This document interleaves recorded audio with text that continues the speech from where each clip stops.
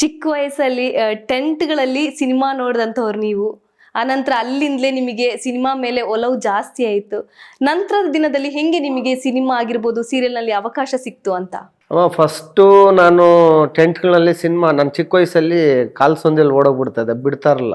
ಯಾಕಂದರೆ ಆಗಿನ ಟೆಂಟ್ಗಳು ಬಂದು ಮರಳಲ್ಲಾಗ ಕೂತ್ಕೊಳ್ತಾ ಇದ್ದೆ, ಚೇರ್ಗಳ ಹಿಂದೆ. ಆ ಟೈಮಲ್ಲಿ ನಮ್ಮ ಚಿಕ್ಕ ಹುಡುಗರು ಅಂತೇಳಿ ಟೆಂಟ್ ಒಳಗಡೆ ಬಿಡ್ತಾರಲ್ಲ. ಆವಾಗ ಏನು ಮಾಡಿ ಈ ರಶ್ ಹೌಸ್ಫುಲ್ ಇದ್ದಾಗ ಏನು ಮಾಡಿ ಕಾಲ್ಸಂದಿಯಲ್ಲೂ ಒಳಗಡೆ ಹೋಗಿ ಸಿನಿಮಾ ನೋಡ್ತಾ ಇದ್ದೀರಿ.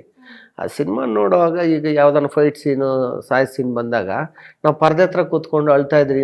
ಥಿಯೇಟ್ರೆಲ್ಲ ಪಿಕ್ಚರೆಲ್ಲ ಮುಗಿದ ಮೇಲೆ ಪರದೆ ಹಿಂದ್ಗಡೆ ಹೋಗಿ ನೋಡ್ತಾ ಇದ್ರಿ. ಯಾರೋ ಸಾಯಿಸ್ಬಿಟ್ರು, ಬದುಕಿದ, ಅದು ರಿಯಲ್ ಅಂದ್ಕೊಂಡಿದ್ರಿ ನಾವು. ಅಲ್ಲಿಂದ ಒಲವು ಸ್ಟಾರ್ಟ್ ಆಯ್ತು ನನಗೆ. ನಾನು ಒಂದು ಆಕ್ಟ್ ಮಾಡಬೇಕು. ಈ ನಮ್ಮ ಡಾಕ್ಟರ್ ರಾಜ್ಕುಮಾರ್ ಸಾರು, ವಿಷ್ಣು ಸಾರು, ಶಂಕರಣ್ಣ ಸಾರ್ದವ್ರದ್ದೆಲ್ಲ ಅವಾಗ 10 ಪೈಸೆ ಒಂದು ಫೋಟೋ 4 ಆಣಿ ಕೊಟ್ಟರೆ ಶರ್ಟ್ ಮೇಲೆ ಹಾಕೋರು ಐರನ್ ಮಾಡಿ. ಆ ಫೋಟೋಗಳೆಲ್ಲ ಹಾಕೊಂಡು ಹಿಂಗೆ ಆ ಥರ ಹುಚ್ಚು. ಮನೆಯಿಂದ ಎಷ್ಟೋ ಸತಿ ಚಿಲ್ಲರೆ ಕಾಸು ಕದ್ಕೊಂಡೋಗಿ ಆ ಫೋಟೋಗಳು ತೊಗೊಂಡು ಬಂದು ದಾರದಲ್ಲಿ ಕಟ್ಬಿಟ್ಟು ಮನೆ ಸುತ್ತೂ ಕಟ್ತಾ ಇದ್ದೆ ನಾನು. ಆವಾಗ ನನ್ನ ತಂದೆ ಎಷ್ಟು ಹೊಡೆದಿದ್ದಾನು. ಸುಮ್ಮನೆ ದುಡ್ಡೆಲ್ಲ ಅದಕ್ಕೆ ಹಾಳು ಮಾಡ್ತಾ ಇದ್ದೆ. ಅದು ಮನೆಯಿಂದ ಕಳುವು ಮಾಡ್ಕೊಂಡು ಹೋಗಿ ತೊಗೊಂಡು ಬರ್ತಾ ಇದ್ದೀನಿ.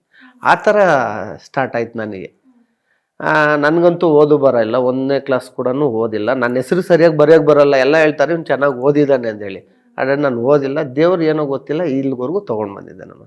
ಅಗ್ನಿಸಾಕ್ಷಿ ಸೀರಿಯಲ್ ಸಾಕಷ್ಟು ಫೇಮ್ ಕೊಟ್ಟಂತಹ ಸೀರಿಯಲ್. ನಿಮಗೆ ಹೆಂಗೆ ಅವಕಾಶ ಸಿಕ್ತು ಆ ಸೀರಿಯಲ್ ಅಲ್ಲಿ ನಿಮಗೆ?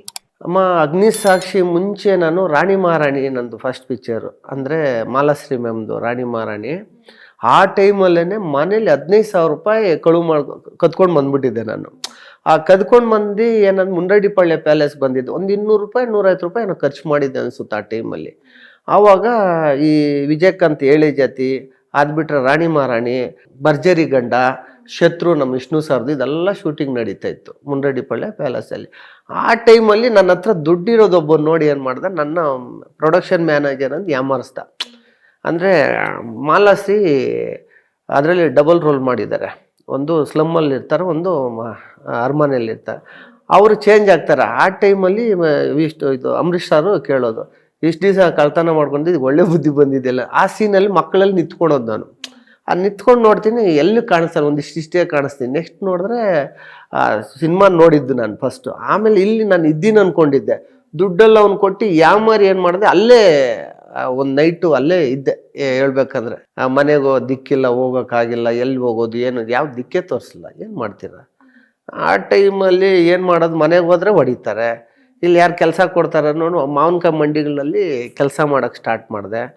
ಅದಕ್ಕಿಂತ ಮಂಡಿಗೆ ಸೇರೋಕ್ಕೆ ಮುಂಚೆ ನನ್ನ ಕತೆ ಇದೆ. ಅಂದರೆ ಏನು ಮಾಡ್ತಾರೆ, ಮಾರ್ಕೆಟಲ್ಲಿ ಮಲ್ಕೊಂಡ್ರೆ ಹೊಡಿತಾಯಿದ್ರು ಪೊಲೀಸರು, ಬೀಟ್ ಪೊಲೀಸರು ಬಂದು ಹೊಡಿತಾಯಿದ್ರು. ಅವಾಗ ಏನು ಮಾಡಿದೆ, ಈ ಗೋಣಿ ಚೀಲಗಳು, ಪೇಪರ್ಗಳ ಮೇಲೆ ನಾನು ಮಲಗಿದ್ದೀನಿ. ಮತ್ತು ಈ ಹೊಟ್ಟೆ 2 ದಿವಸ 3 ದಿವಸ ಊಟನೇ ಇರ್ತಾರಲ್ಲ. ಈಗ ಭಿಕ್ಷೆ ಮಾಡಿದೆ, ಎಲ್ಲಿ ನಾನು ಚೆನ್ನಾಗಿದ್ದೀನಲ್ಲ ಚಿಕ್ಕ ಹುಡುಗ, ಏನು ಕೆಲಸ ಮಾಡೋಗಂದು ಹೊಡಿತಾರೆ. ಅದು ಏನು ಮಾಡಿದೆ, ಅಳಸರು ಈ ಆಪಲ್ಗಳೆಲ್ಲ ಅರ್ಧ ಕೆಟ್ಟೋಗಿದ್ದು ಬಿಡ್ಸಾಗ್ತದೆ, ಅದನ್ನು ಕಟ್ ಮಾಡಿ ಅರ್ಧ ತಿಂತಾಯಿದ್ದೆ, ಬಾಳೆಹಣ್ಣು ಮುರಿದು ತಿಂತಾಯಿದ್ದೆ. ಈ ಥರ ಒಂದು 2 ದಿವಸ ಜರ್ನಿ ಮಾಡಿದೆ. ಆ ಜರ್ನಿಯಿಂದ ನನ್ನ ದೇವರು ಇಲ್ಲಿವರೆಗೂ ತೊಗೊಂಡು ಬಂದಿದ್ದಾನ ಅಂದ್ಕೊಂಡು ನಾನು ಖುಷಿ ಪಡ್ತೀನಿ. ಕೆಲವರು ದುಃಖ ಪಡ್ಕೊಳ್ತಾರೆ, ನಾನು ಕಷ್ಟಪಟ್ಟೆ, ಅದು ಪಟ್ಟೆ ಇದು ಪಟ್ಟೆ ಅಂದೇಳಿ. ಅದು ನನಗೆ ಸುಖ ಅಂದ್ಕೊಳ್ತೀನಿ. ಯಾಕಂದರೆ ದೇವ್ರು ನನಗೆ ಈಗ ನೋಡಿ, ಅಪ್ಪ ಅಮ್ಮ ಅಣ್ಣ ತಮ್ಮ ತಂಗಿ ಅವ್ರು ಯಾರೂ ಅಷ್ಟೇ. ನನ್ನ ಬ್ಯಾಕ್ಗ್ರೌಂಡ್ ಇಲ್ಲ ಯಾರನ್ನು MLA ಆಗಲಿ MP ಆಗಲಿ ಯಾರೂ ಇಲ್ಲ. ನಾನು ಓನಾಗಿ ಬೆಳೆದು ಈ ಥರ ನನ್ನದೇ ಒಂದು ಬ್ರ್ಯಾಂಡ್ ಅಂದ್ಕೊಳ್ತೀನಿ. ಈ ಕೆಲವ್ರಿಗೆ ಏನು ಮಾಡ್ತಾರೆ, ಇವಾಗ ನಮ್ಮ ದರ್ಶನ್ ಸರ್ಗೆ ಅವರಪ್ಪ ಅವರು ರಾಜ್ಕುಮಾರ್ ಅವರು ಸಿನಿಮಾಗಳಲ್ಲಿ ವಿಲನ್ ಅಂದರೆ ಒಂದು ಹೀರೋಗಿನ ಜಾಸ್ತಿ ಆ ರೇಂಜಲ್ಲಿದ್ದವರು. ಅವರು ಈಗ ಮಗ ಅಂದರೆ ಯಾರು ಚಾನ್ಸ್ ಕೊಡಲ್ಲ, ಕೊಟ್ಟಿದ್ದಾರೆ. ನಮ್ಮ ಯಶ್ ಸರ್ ಅಷ್ಟೇ ಏನೋ ಒಂದು ಮಾಡಿದ್ದಾರೆ. ಈಗ ಇಡೀ ಕರ್ನಾಟಕ ತಿರುಗಿ ನೋಡ್ತಾ ಇದೆ, ಇಡೀ ನ್ಯಾಷನಲ್ಲೇ ಕ್ರಶ್ ಅವರು ಇವಾಗ ಹಂಗಾಗಿದ್ದಾರೆ, ತಿರುಗಿ ನೋಡ್ತಾ ಇದ್ದಾರೆ. ಖುಷಿ ಆಗುತ್ತೆ. ನಾನು ಓನಾಗಿ ನನ್ನ ಬ್ರ್ಯಾಂಡು ಮುರುಘಾನೋ ಬ್ರ್ಯಾಂಡ್ ಅಂತ ತೊಗೊಂಡು ಹಿಂಗೆ ಬರ್ತಾ ಇದ್ದೀನಿ. ಯಾವುದೇ ಗಾಡ್ ಫಾದರ್ ಇಲ್ಲದೆ ನೀವು ಇಂಡಸ್ಟ್ರಿಗೆ ಎಂಟ್ರಿ ಕೊಟ್ಟವ್ರು ನೀವು. ಸೊ ಒಂದು ಕಡೆ ಅವಕಾಶಕ್ಕಾಗಿ ಕಾಯ್ತಾ ಇದ್ರಿ, ಇನ್ನೊಂದು ಕಡೆ ದುಡ್ಡಿಲ್ಲ. ಈ ಅವಕಾಶಕ್ಕಾಗಿ ಕಾಯ್ತಾ ಇದ್ದ ದಿನಗಳು ಹೇಗಿತ್ತು ಅಂತ? ಅಮ್ಮ, ಇದು ಹಾಗೇನಾಯ್ತು, ರಾಣಿ ಮಹಾರಾಣಿ ಆಗೋಯ್ತು. ನಾನೇನು ಮಾಡಿದೆ, ಇಲ್ಲಿಂದ ಮನೆಗೆ ಹೋದೆ. ಆವಾಗ ನನ್ನ ತಂದೆ ಮನೆಗೆ ಮಗ ಬಂದಲ್ಲ ಅಂತ ಹೇಳ್ಬಿಟ್ಟಿದ್ದು ಕರ್ಕೊಂಡು ಏನೋ ಒಂದು ಮಾಡ್ದೆ. ಒಂದು ಖುಷಿ ಪಟ್ಟ. ಯಾಕಂದರೆ ಮನೆ ಬಿಟ್ಟು ಓಡೋಗ್ಬಿಟ್ಟಿದ್ದು ಒಂದು 6 ತಿಂಗಳು 7 ತಿಂಗಳು ಆದಮೇಲೆ ಹೋದ್ಮೇಲೆ ಖುಷಿ ಅಲ್ವಾ. ಸುಮಾರು ಹುಡುಕಿ ಸಾಕಾಯ್ತು ಇವ್ರಿಗೆ. ಎಲ್ಲೋ ಸತ್ತಿದ್ದಾನೋ ಬದುಕಿದ್ದಾನೋ ಗೊತ್ತಿಲ್ಲ, ಎಲ್ಲೋ ಇದ್ದಾನೆ ಅಂದ್ಕೊಂಡಿದ್ರು ಅಷ್ಟೇ. ಆ ಟೈಮಲ್ಲಿ ಏನೋ ಒಂದು ಬಸ್ ಅಲ್ಲಿ ಹತ್ಕೊಂಡೋಗಿ ಕ್ಲೀನರ್ ಕೆಲಸ ಮಾಡ್ಕೊಂಡೋಗಿ ಆನೆಕಲ್ಲಿಗೆ ಇಳ್ದು ಅಲ್ಲಿಂದ ಊರಿಗೆ ಹೋದ್ಮೇಲೆ ಒಂದು ಕಕ್ಮಾಲೇಶ್ವರ ಬೆಟ್ಟ ಅಂದಿದೆ. ಆ ಬೆಟ್ಟ ಹತ್ರ ಯಾರೋ ನಮ್ಮ ಸ್ನೇಹಿತರು ಹಿಂಗೆ ಬಂದಿದ್ದಾನೆ ಅಂತ ಹೇಳಿದಾಗ ನಮ್ಮ ಅಪ್ಪ ಬಂದು ಕರ್ಕೊಂಡೋಗಿ ಆವಾಗ ಒಂದು ಏನು ಮಾಡ್ತಾರೆ, ಒಂದು ಆಟೋ ಕೊಡಿಸ್ತಾರೆ ನಮ್ಮಪ್ಪ ಅವರು. ಆ ಆಟೋ ಕೊಡಿಸ್ದಾಗ ಏನು ಮಾಡ್ತೀನಿ, ಆಟೋ ಓಡಿಸ್ಕೊಂಡಿರ್ತೀನಿ, ಇಡೀ ಆನೆಕಲ್ಲೆಲ್ಲ ಆಟೋ ಓಡಿಸ್ತಾ ಇದ್ದೀನಿ. ಆವಾಗ 10 ರೂಪಾಯಿ 12 ರೂಪಾಯಿ 8 ರೂಪಾಯಿ ಆಟೋ ಇದೆ. ಅದಾಗ್ತಾ ಏನಾಗ್ತೀನಿ ಅಂದರೆ ಸ್ವಲ್ಪ ನನಗೆ ಈ ಕ್ರೇಜು ಜಾಸ್ತಿ, ನನಗೆ ಈ ಸಿನಿಮಾದಲ್ಲಿ ಮಾಡಬೇಕು. ಆವಾಗ ವಿಧಾನಸೌಧ ಮುಂದ್ಗಡೆ ಬಂದು 30 ರೂಪಾಯಿ 40 ರೂಪಾಯಿ ಫೋಟೋ ಎಲ್ಲ ಇಟ್ಕೊಂಡು ಹೋಗ್ತಾ ಇದ್ದೆ, ಆ ಹುಚ್ಚು. ಆ ಟೈಮಲ್ಲಿ ಏನು ಮಾಡ್ತೀರಿ, 2006ರಲ್ಲಿ ರಿಯಲ್ ಎಸ್ಟೇಟ್ ಬಿಸ್ನೆಸ್ ಸ್ಟಾರ್ಟ್ ಆಗುತ್ತೆ. ಕರ್ನಾಟಕ ನ್ಯೂಸ್ ಬೀಟ್ ಫಾಲೋ ಮಾಡಿ, ಸಬ್ಸ್ಕ್ರೈಬ್ ಮಾಡಿ.